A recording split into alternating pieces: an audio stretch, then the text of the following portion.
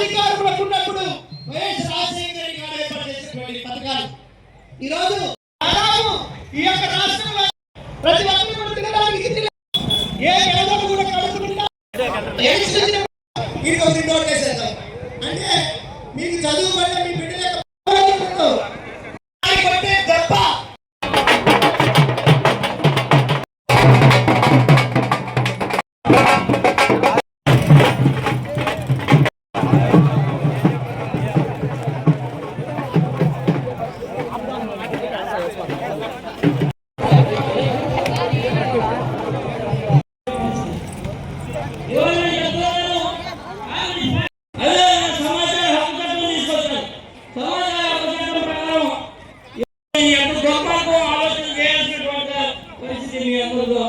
ఆలోచన చేయండి.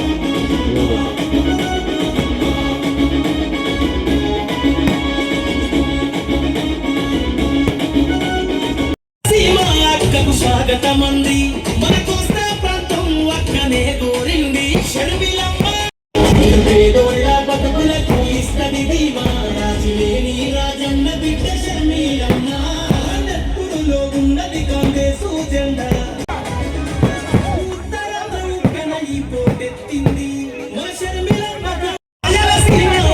స్వాగతమంది మన కోస్తా ప్రాంతం ఒక్కనే కోరింది షర్మిలమ్మ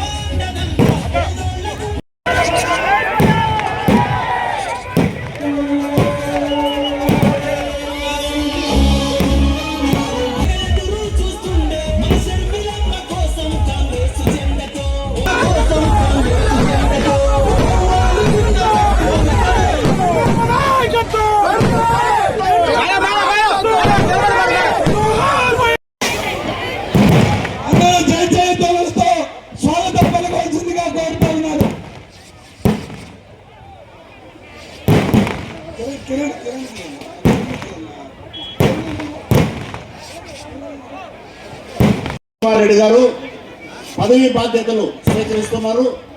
ఏఐసిసి అధ్యక్షులు వీరిని నెల్లూరు జిల్లా కాంగ్రెస్ పార్టీ అధ్యక్షులుగా సహృదయ శుభాకాంక్షలు తెలియజేస్తూ ఆయన బాధ్యతలు స్వీకరిస్తున్నారు.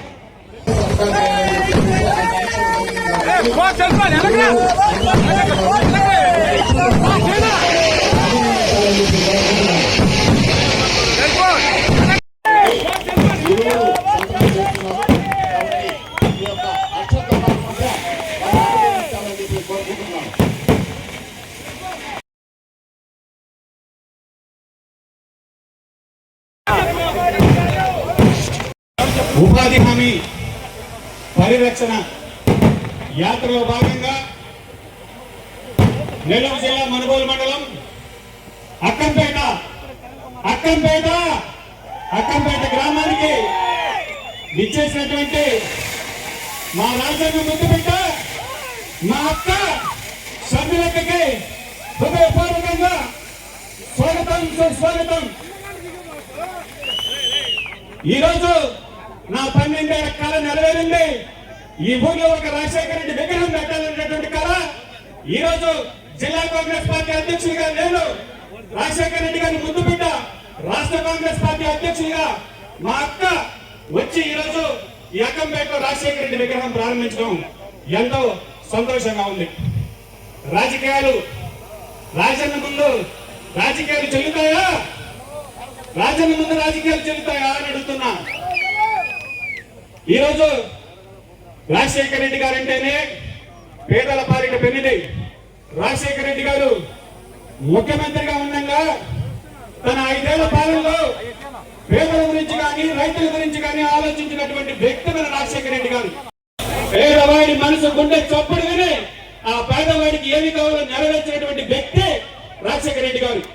కాబట్టి రాజశేఖర రెడ్డి గారికి సంబంధించి ఈ జిల్లా విషయానికి వస్తే ఈరోజు కృష్ణాపట్నం పోర్టు కావచ్చు, ఏపీ జన్కో పరిశ్రమ కావచ్చు, కిసాన్ సెంచ్ కావచ్చు, మ్యాన్కోర్ సెంచ్ కావచ్చు, శ్రీ సిటీ కావచ్చు, విద్యా వైద్యానికి సంబంధించి ప్రభుత్వ మెడికల్ కాలేజ్ కావచ్చు, విక్రమసింహుడు యూనివర్సిటీ కావచ్చు, రైతాంగానికి సంబంధించి సోమశిల ఆధునీకరణ చేసి ఈరోజు రైతులందరికీ అంతకుముందు 30 టీఎంసీల కన్నా కూడా నీటి నిల్వ చేసుకోలేని పరిస్థితి నుంచి 75 టీఎంసీలకి కెపాసిటీ పెంచినటువంటి వ్యక్తి రాజశేఖర రెడ్డి గారు. మాట ఇచ్చా అక్కడ నాకు మాట వదిలిపెట్టదని వైఎస్ఆర్ కాంగ్రెస్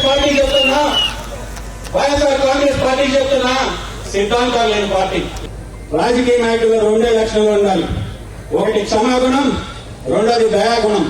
ఎవరైనా కష్టాల్లో ఉంటే సహాయం చేయడం, అదేవిధంగా ఏదైనా ఇబ్బందుల్లో ఉంటే శత్రువులను క్షమించడం. ఆ 2 గుణాలు ఉన్నటువంటి వ్యక్తి ఒక రాజశేఖర రెడ్డి గారు మాత్రమే తెలియజేస్తూ ఆయన నుంచి ఆ లక్షణాలు నేర్చుకున్నాం. లీడర్ అనేవాడు ఒక లీడర్ లాగా ఉండాలంటే లీడర్ లైక్ లీడర్ అంటే ఎవరైనా ఒక కార్యకర్తని పైకి తీసుకురావాలని ప్రయత్నం చేస్తారు తప్ప నియోజకవర్గ స్థాయిని మండల స్థాయికి, మండల స్థాయిని గ్రామ స్థాయికి, గ్రామ స్థాయిని వార్డు స్థాయికి దించి అక్కడ వర్గాలు పెట్టి ఆ వర్గాల్లో వాళ్ళు కొట్టుకుంటుంటే మనం చలి కాచుకుంటే ఈరోజు ఫలితాలు ఇలా వచ్చాయి వైఎస్ఆర్ కాంగ్రెస్ పార్టీకి. కాబట్టి జిల్లా కాంగ్రెస్ పార్టీ అధ్యక్షుడిగా నాకు ఇచ్చినటువంటి ఈ బాధ్యతను చిత్తశుద్ధితో నిర్వహిస్తానని, అదేవిధంగా ప్రతి ఒక్క సీనియర్ నాయకుల సలహాలు తీసుకుంటూ నెక్స్ట్ జనరేషన్ పాలిటిక్స్ ఈ నెల్లూరు జిల్లాలో ఇక్కడి నుంచే మొదలవుతాయని తెలియజేస్తూ ఈరోజు సమయాభావం అవుతుంది కాబట్టి చంద్రబాబు గారిని ప్రసంగించవలసిందిగా కోరుకుంటూ మేడంతో క్లియర్ గా డిస్కస్ చేయండి. అందరికీ కూడా అవకాశం ఇస్తారు. క్లియర్ గా చెప్పండి. రాజశేఖర రెడ్డి గారు ముఖ్యమంత్రిగా ఉండగా ప్రధానమంత్రిగా కాంగ్రెస్ పార్టీకి చెందిన మన్మోహన్ సింగ్ గారు కేంద్రంలో ప్రధానమంత్రిగా ఉండగా వచ్చిన పథకమే ఉపాధి హామీ పథకం. దీని మహాత్మా గాంధీ జాతీయ గ్రామీణ ఉపాధి హామీ పథకం అంటారు. చాలా చోట్ల కరువు పని అని కూడా అంటారు. ఈ ఉపాధి హామీ పనిని, ఉపాధి కరువు పనిని ఎంత నీరు గార్చారో పాలకులు అర్థమవుతుంది. ఇప్పుడు కేంద్రంలో బీజేపీ పార్టీ అధికారంలో ఉంది. కేంద్రంలో నరేంద్ర మోడీ ప్రధానమంత్రిగా ఉన్నారు. ఈ ఉపాధి హామీ పని అన్నది కాంగ్రెస్ పార్టీ తెచ్చిన పథకం. పేదవాడికి అన్నం పెట్టే పథకం.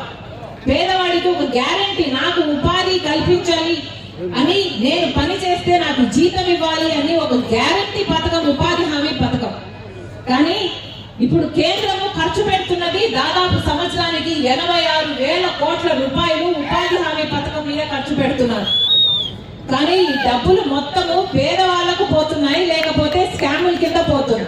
బీజేపీ పార్టీకి రావట్లేదు కదా, అందుకనే ఈ పథకాన్ని మొత్తానికే ఎత్తేయాలని చూస్తుంది ఇప్పుడు బీజేపీ ప్రభుత్వం. ఇప్పుడు మొత్తానికే ఈ మహాత్మా గాంధీ జాతీయ గ్రామీణ ఉపాధి హామీ పథకాన్ని తొలగించేసి ఒక కొత్త చట్టం తెస్తారట. దానికి విబి గ్రామ్ అని పేరు పెడతారట. ఈ కొత్త పథకం ఇంకొక 6 నెలల్లో అమలు అవుతుందట. దీని విధి విధానాలు ఎలా ఉంటాయంటే, ఎట్లయితే ఉపాధి హామీ పథకంలో మన గ్రామాలు నిర్ణయించేయి ఏ పని చేసుకోవాలి అని గ్రామ సభలు పెట్టేవారు. గ్రామ సభలో మా ఊరికి రోడ్డు కావాలా, బావి కావాలా, లేక చేనులో గట్లు కావాలా, లేక పూడికలు తీయాలా అని ఆ గ్రామ సభలో ఉపాధి హామీ పనికి ఏమి చేయాలి అని నిర్ణయించేవారు. కానీ ఇప్పుడు బీజేపీ తెస్తున్న ఈ కొత్త చట్టంలో గ్రామ సభల జోక్యమే ఉండదు. అసలు గ్రామ సభలు నిర్ణయించవు ఏ పని చేయాలి. రాష్ట్ర ప్రభుత్వం అన్ని డబ్బులు పెట్టుకునే పరిస్థితిలో ఉందని మీరు అనుకుంటున్నారా? జగన్మోహన్ రెడ్డి గారు 5 సంవత్సరాలు ముఖ్యమంత్రిగా ఉన్నారు. తర్వాత చంద్రబాబు గారు ఇప్పుడు ముఖ్యమంత్రిగా ఉన్నారు. అంతకు ముందు మళ్ళీ చంద్రబాబు గారు ముఖ్యమంత్రిగా ఉన్నారు. ఇప్పటికే మన రాష్ట్రంలో 14 లక్షల కోట్ల రూపాయలు అప్పుల కుప్ప ఉంది మన నెత్తి మీద, మన రాష్ట్రం మీద, మన బిడ్డల మీద. ఇన్ని అప్పులు పెట్టుకొని మళ్ళీ ఇప్పుడు ఈ పథకానికి కూడా రాష్ట్ర ప్రభుత్వమే 40% నిధులు పెట్టుకోవాలి అంటే ఒకవేళ పెట్టుకోవాలి అన్న చిత్తశుద్ధి ఉన్నా కూడా పెట్టుకునే పరిస్థితి లేదు. మరి అలాంటప్పుడు ఉపాధి హామీకి రాష్ట్ర ప్రభుత్వం 40% నిధులు పెట్టుకోకపోతే, ఉపాధి హామీ నిర్వీర్యం అయిపోతే ఇక కేంద్రం పెట్టుకునే 60% కూడా పెట్టుకోవాల్సిన పని ఉండదు. ఆ డబ్బులు మొత్తం కేంద్ర ప్రభుత్వం మిగిలించుకుంటుంది. ఇది వీళ్ళు చేస్తున్న ద్రోహం. ఈ చట్టానికి చంద్రబాబు గారు పార్లమెంటులో మద్దతు వచ్చి మళ్ళీ ఇప్పుడు కేంద్రం చుట్టూ తిరుగుతున్నారు. ఉపాధి పని కోసము మాకు డబ్బులు ఇవ్వండి అని. కేంద్రంలో మద్దతు ఇవ్వడం ఎందుకు, పార్లమెంటులో మద్దతు ఇవ్వడం ఎందుకు, ఆ తర్వాత మళ్ళీ మోడీ చుట్టూ తిరిగి అడుక్కోవడం ఎందుకు? ఈరోజు మన రాష్ట్రంలో ఎంతమంది ఎంపీలు ఉన్నారో మొత్తం అందరూ బీజేపీ ఎంపీలుగా తయారయ్యారు, బీజేపీ బినామీలుగా తయారయ్యారు. చంద్రబాబు గారు ఎంపీలైనా, పవన్ కళ్యాణ్ గారు ఎంపీలైనా, ఆఖరికి జగన్మోహన్ రెడ్డి గారు ఎంపీలైనా సరే మొత్తం అందరూ బీజేపీ పార్టీకే మద్దతుగా నిలబడ్డారు. మొత్తం అందరూ బీజేపీకి బినామీలుగా మారారు, బీజేపీకి బానిసలుగా మారారు. ఇది వాస్తవం మన రాష్ట్రంలో ఈ రోజు పరిస్థితి. ఒక్కరికంటే ఒక్కరి కూటమి సర్కారు ఎలాగో మాట్లాడదు బీజేపీ గురించి, కూటమి సర్కారు ఎలాగో తప్పుపట్టదు బీజేపీ గురించి. కానీ జగన్మోహన్ రెడ్డి గారికి కూడా ఒక్కసారి కూడా మోడీని అన్నది పాపాన పోలే, ఒక్కసారి కూడా బీజేపీని తప్పు పట్టిన పాపాన పోలే. బీజేపీ ఎదిరించే సత్తా జగన్మోహన్ రెడ్డి గారికి చచ్చిపోయింది. జగన్మోహన్ రెడ్డి గారు బీజేపీని ఎదిరించడం లేదు కదా, బీజేపీ మోడీకి సాగిల పడి ఇప్పుడు నమస్కారం చేస్తున్నారు. మరి అలాంటప్పుడు మన రాష్ట్ర బిడ్డలు ఎలా బాగుపడాలి? చంద్రబాబు గారు ముఖ్యమంత్రిగా ఉన్నారు, జగన్మోహన్ రెడ్డి గారు ముఖ్యమంత్రిగా ఉన్నారు, మళ్ళీ ఇప్పుడు చంద్రబాబు గారు ముఖ్యమంత్రిగా ఉన్నారు. ఏ ఒక్కరైనా అధికారంలో ఉన్నప్పుడు ప్రత్యేక హోదా కావాలి అని కొట్లాడిన ఒక్క నాయకుడైనా ఉన్నాడా?